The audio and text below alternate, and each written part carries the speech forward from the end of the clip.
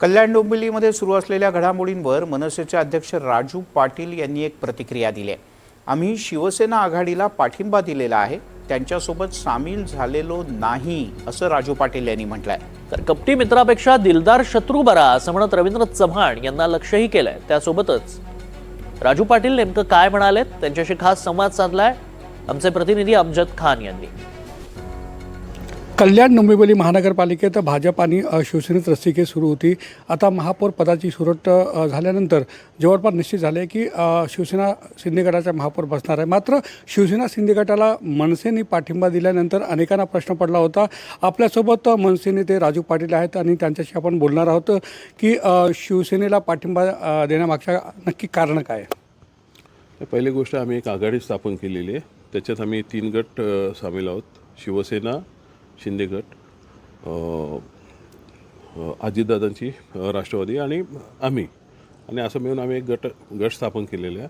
आणि तो मिळून पुढे सत्ता स्थापन करेल किंवा जे काही निर्णय घेतील त्याच्यासोबत आम्ही आहोत. थेट आम्ही शिवसेनेला सामील झालो हा एक गैरसमज काही लोकांचा झाला असेल तर तो तसं नाही आहे प्रकार. आम्ही एका गटात सोबत चाललेलो आहे. आणि तसंच जी काय परिस्थिती उद्भवली होती निवडणूक काळात, तर आमचे नाईलाज झाला की काही गोष्टी करून घेण्यासाठी, समजा आम्हाला सत्तेत सहभागी व्हायचं असेल तर एक गट स्थापन पुढे जायला लागेल आणि त्या अनुषंगाने घेतलेला हा निर्णय आहे.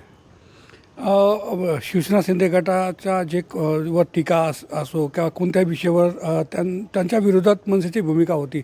मात्र मनसेने शिवसेनेला पाठिंबा दिला आणि भाजपला बाजूला करण्यासाठी हा मनसेने पाठिंबा दिला असल्याची चर्चा आहे. नाही, जेव्हा आम्ही निवडणुकीला सामोरं गेलो तेव्हा अर्थातच हे 2 पक्ष आमच्या विरोधात होते. आम्ही त्यांच्या विरोधात लढलो आणि निवडून पण आलो.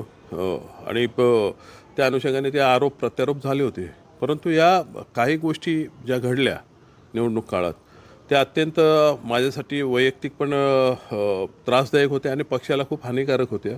कुठेतरी पक्षाचं अस्तित्व इथे व्यवस्थित टिकलं पाहिजे. माझे जे नगरसेवक निवडून आले त्यांना न्याय मिळाला पाहिजे. त्यांच्यामार्फत लोकांची कामं व्हायला पाहिजेत. ते माझ्या पक्षात इंटॅक्ट राहिले पाहिजेत. हा सर्वात मोठा विषय होता आणि त्या अनुषंगाने मी हा घेतलेला निर्णय आहे. मनसेचे निवडून आले 5 नगरसेवक हे शिवसेना शिंदे गटामधून आले आहे आणि त्यांना रसद देखील शिंदे साहेबांनी पुरवली आहे अशी चर्चा आहे. आणि त्यामुळे मनसेसमोर नामुष्की होती. त्यामुळे मनसेने शिवसेनेला पाठिंबा दिला अशी एक चर्चा आहे. कोण चर्चा कोण करतोय अशी? कुठला पक्ष करतोय का?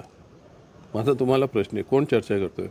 जर भाजप अशी चर्चा करत असेल आणि असे रुमर पाठवत असेल तर दुसऱ्या पक्षातनं कोण आले हे भाजपला बोलायचा अधिकारच नाही आहे.